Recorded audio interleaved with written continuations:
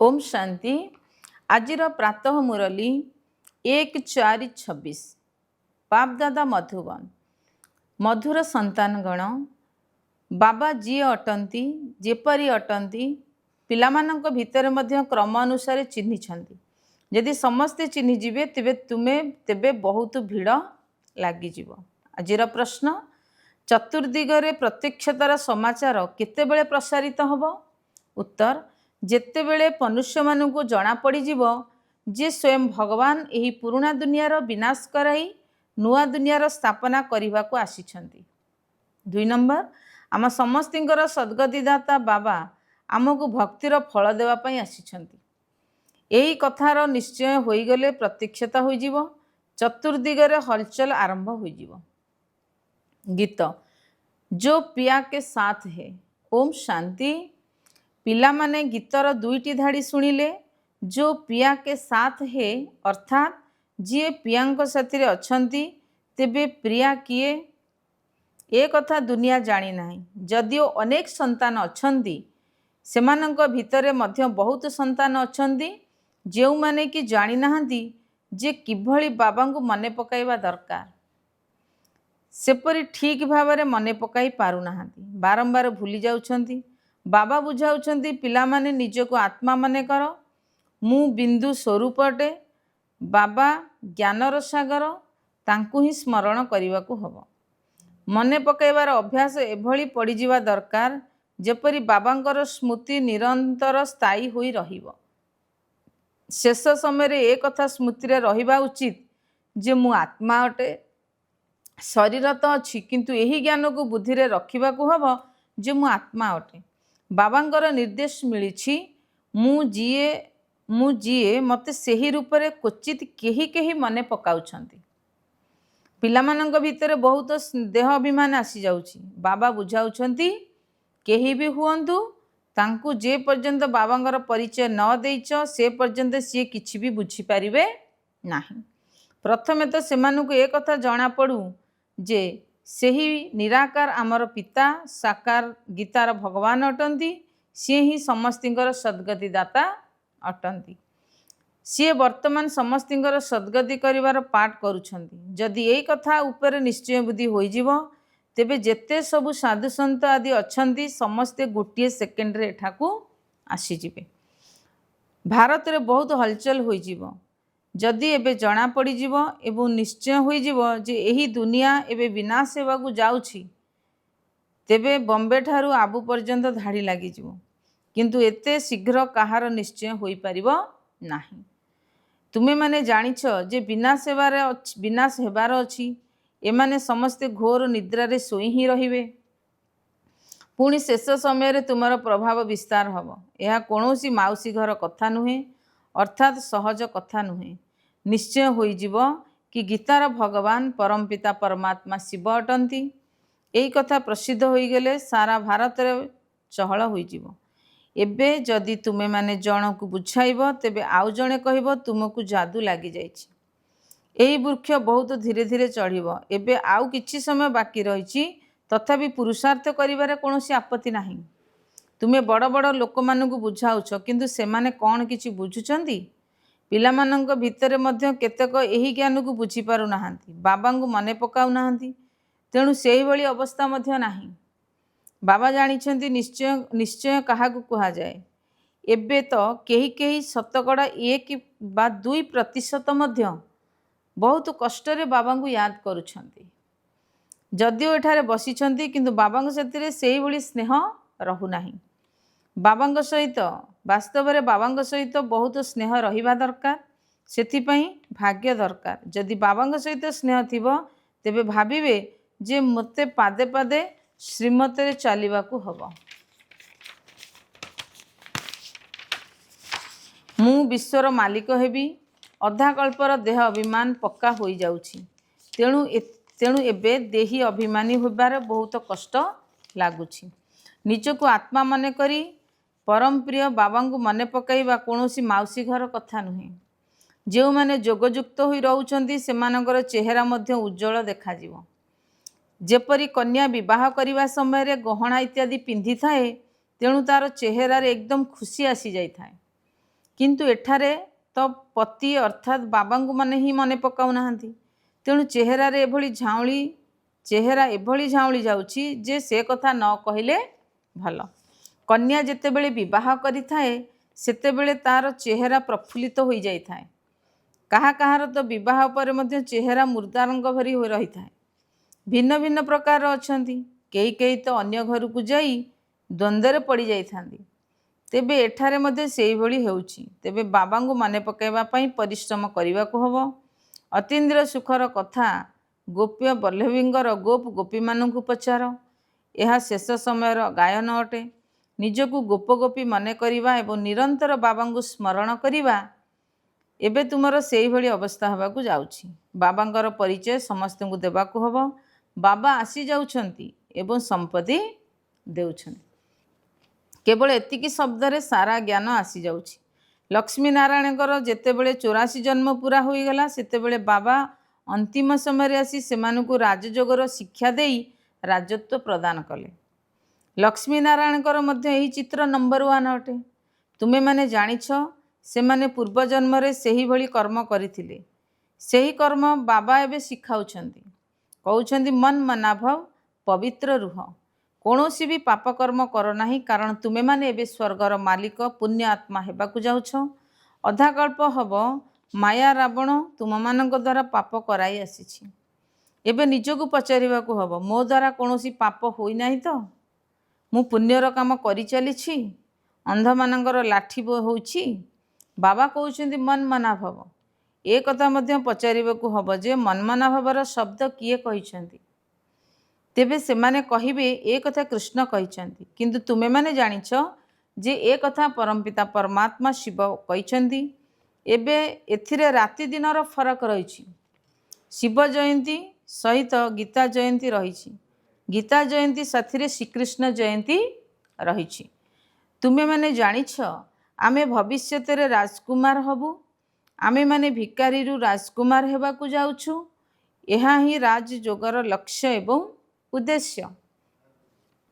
ତୁମେମାନେ ଏକଥା ସିଦ୍ଧ କରି କୁହ ଯେ ଗୀତାର ଭଗବାନ ଶ୍ରୀକୃଷ୍ଣ ଥିଲେ, ସେ ତ ନିରାକାର ଥିଲେ। ତେବେ ସର୍ବବ୍ୟାପୀର ଜ୍ଞାନ ସମାପ୍ତ ହୋଇଯିବ। ସମସ୍ତଙ୍କର ସଦ୍ଗତି ଦାତା ପତିତ ପାବନ ବାବା ହିଁ ଅଟନ୍ତି। ମନୁଷ୍ୟମାନେ ଏ କଥା କହୁଛନ୍ତି ଯେ ସିଏ ମୁକ୍ତିଦାତା ଅଟନ୍ତି, ପୁଣି ବି ସର୍ବବ୍ୟାପୀ କହିଦେଉଛନ୍ତି। ସେମାନେ ଯାହା କହୁଛନ୍ତି କିଛି ବି ବୁଝୁନାହାନ୍ତି। ଧର୍ମ ବିଷୟରେ ଯାହା ଆସୁଛି ତାହା କହିଦେଉଛନ୍ତି। ମୁଖ୍ୟ କଥା ହେଲା 3ଟି। ଦେବୀ ଦେବତା ଧର୍ମ ତ ଅଧାକଳ୍ପ ପର୍ଯ୍ୟନ୍ତ ଚାଲିଥାଏ।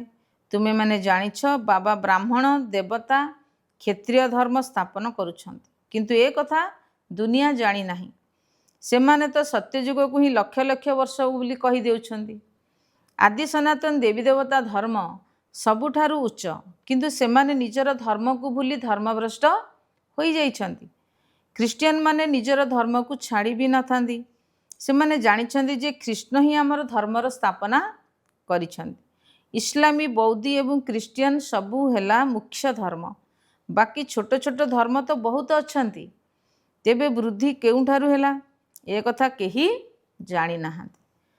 ମହମ୍ମଦକୁ ଆସିବାର ଏବେ ଅଳ୍ପ ସମୟ ହୋଇଛି। ଇସଲାମୀ ମାନେ ତାଙ୍କଠାରୁ ପୁରୁଣା। ଖ୍ରୀଷ୍ଟିଆନ ମାନେ ମଧ୍ୟ ବହୁତ ପ୍ରସିଦ୍ଧ। ବାକି ଆହୁରି କେତେ ଅଛନ୍ତି। ସମସ୍ତଙ୍କର ନିଜ ନିଜର ଧର୍ମ ରହିଛି।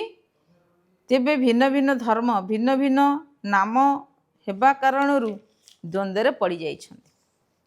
ଏ କଥା ଜାଣିନାହାନ୍ତି ଯେ ମୁଖ୍ୟ ଧର୍ମ ଶାସ୍ତ୍ର ହିଁ ହେଉଛି 4ଟି। ସେଥିରେ ଦୈବୀ ଧର୍ମ ବ୍ରାହ୍ମଣ ଧର୍ମ ମଧ୍ୟ ଆସିଯାଉଛି। ବ୍ରାହ୍ମଣରୁ ଦେବତା, ଦେବତାରୁ କ୍ଷତ୍ରିୟ, ଏ କଥା କେହି ଜାଣିନାହାନ୍ତି। ଗାୟନ ମଧ୍ୟ କରୁଛନ୍ତି ବ୍ରାହ୍ମଣ ଦେବତାୟ ନମଃ। ପରମପିତା ବ୍ରାହ୍ମଣ ଦେବତା କ୍ଷତ୍ରିୟ ଧର୍ମର ସ୍ଥାପନା କରିଛନ୍ତି। ଶାସ୍ତ୍ରରେ ମଧ୍ୟ ଏହି କଥା ବର୍ଣ୍ଣିତ ଅଛି, କିନ୍ତୁ ତାକୁ ଶୁଆ ଭଳି ପଢ଼ୁଛନ୍ତି। ଏହା ହେଉଛି କଣ୍ଟାର ଜଙ୍ଗଲ। ଭାରତ ଫୁଲର ବଗିଚା ଥିଲା, ଏ କଥା ମଧ୍ୟ ମାନୁଛନ୍ତି। କିନ୍ତୁ ତାହା କେବେ ଥିଲା, କିପରି ଏବଂ କିଏ କହିଥିଲେ, ପରମାତ୍ମା କ'ଣ, ଏ କଥା କେହି ଜାଣିନାହାନ୍ତି।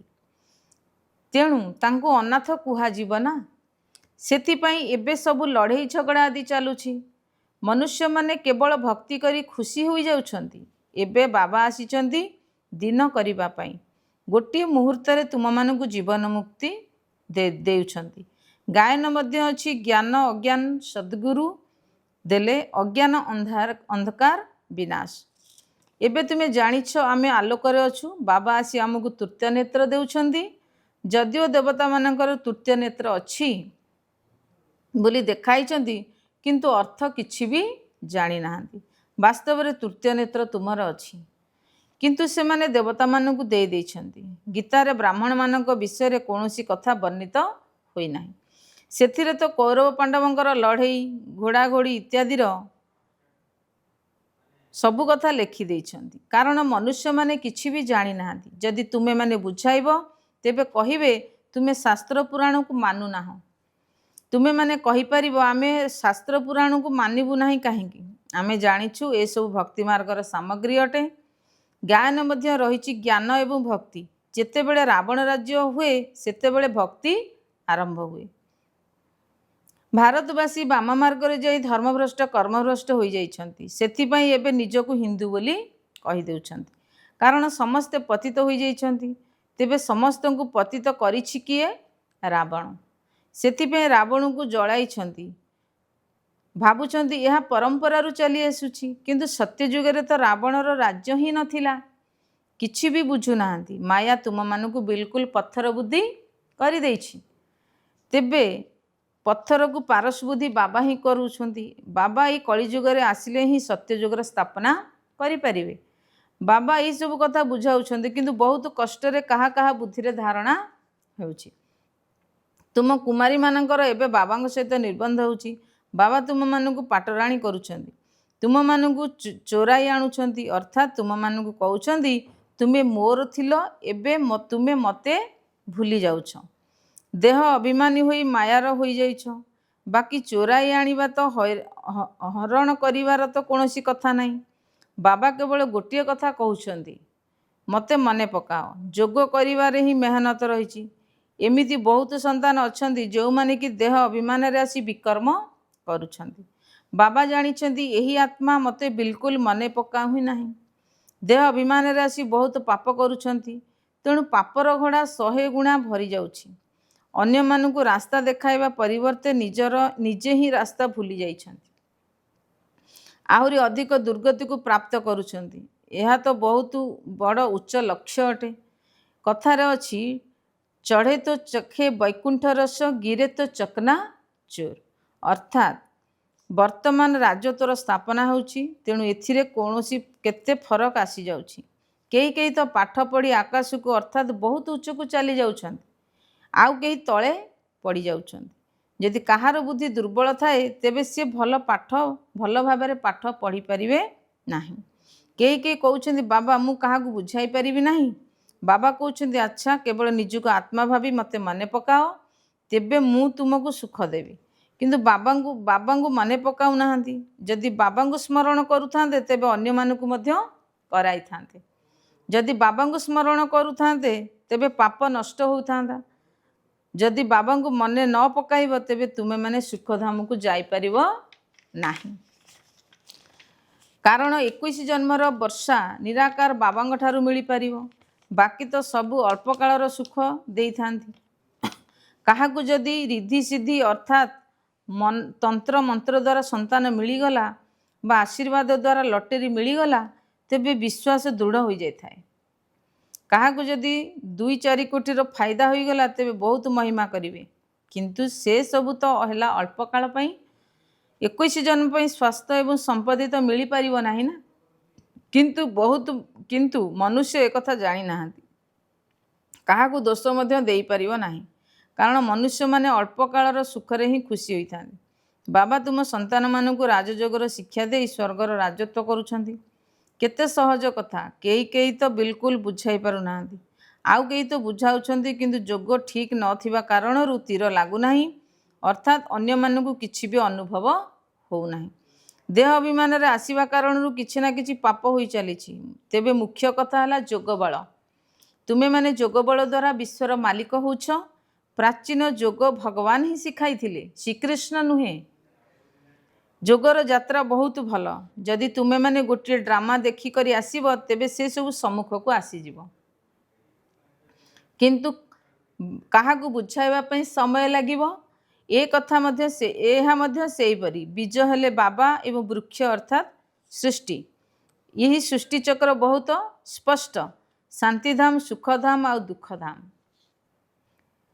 तेबे यह गोटे सेकेंडर कथा है ना, किंतु से कथा मन रहिले तो मुख्य कथा है बाबांकर परिचय। बाबा कहते मते मन पकाइले तुम्हें सबकि जानीज। अच्छा, शिव बाबा तुम संतान मानू मन पकाउछंती, ब्रह्मा बाबा मन पकाउ नाहांती, कारण शिव बाबा जानिछंती मोर सुपुत्र किए। योग्य सेवाधारी सुपुत्र मानू तो बाबा मन पकाउछंती। ये कहीं क्या मन पकाइबे, तांको आत्मा को तो निर्देश मिली जे केवल मते ही मन पकाओ। अच्छा, धारणा पाई मुख्य सारांश 1 नंबर, भाग्यवान हेबापई एकमात्र बाबांग सहित सच्चा सच्चा स्नेह रखिबाकू हब। बाबांग सहित स्नेह रखिबा अर्थ प्रतिपादरे जनकर ही श्रीमतरे चलिबा। नंबर 2, प्रतिदिन पुण्यर काम अवश्य करने को हब। सबुठारु बड़ पुण्य है समस्त को बाबांकर परिचय देवा, बाबा को मन पकाइबा एवं समस्त को बाबांकर स्मृति देवा। आजिर वरदान, निजर दृष्टि एवं वृत्तिर परिवर्तन द्वारा सृष्टि को परिवर्तन करुथिबा साक्षात्कार मूर्त भव। निजर वृत्ति अर्थात मनोवृत्तिर परिवर्तन द्वारा दृष्टि को दिव्य कर दियो, जहा द्वारा अनेक आत्मा निजर यथार्थ रूप, यथार्थ घर तथा यथार्थ राजधानी को देखि पारिबे। यही भली यथार्थ साक्षात्कार कराइबा को हेले तुमर वृत्ति रे टिके भी देह अभिमानर चंचलता करिबा उचित नुहे। तेणु वृत्तिर परिवर्तन द्वारा दृष्टि को दिव्य कर दियो, तेबे जाई सृष्टिर परिवर्तन हेब। देखिला वाला अनुभव करिवे जे यह कौनसी साधारण नयन नुहे, जादूर डिबा अटे। तुमर यही नयन साक्षात्कार साधन पलटि जीवो। आजिर स्लोगान, सेवार उमंग उत्साह सहित बेहदर वैराग्य वृत्ति ही सफलतार आधार अटे। अव्यक्त इशारा, महान हेबापई मधुरतार एवं नम्रतार गुण को धारण कर। मधुरतार गुण को धारण करिबा वाला एठारे मध्य महान होइथाए एवं सेठारे अर्थात स्वर्ग दुनिया रे मध्य उच्च पद पाई थाए। मधुरता बालांकु समस्ते महान दृष्टि रे देखि थांती। तेणु मधुरतार एक विशेष गुणटी सबु पिलांक भितरे रहिबा उचित। तेबे मधुरता रूपक मधु जेउ मानक पाखरे अछि, सेमानक सबु कार्य रे सफलता ही सफलता रही थाए। सेमानकर जीवनरू असफलता समाप्त होई जाए। ओम शांति।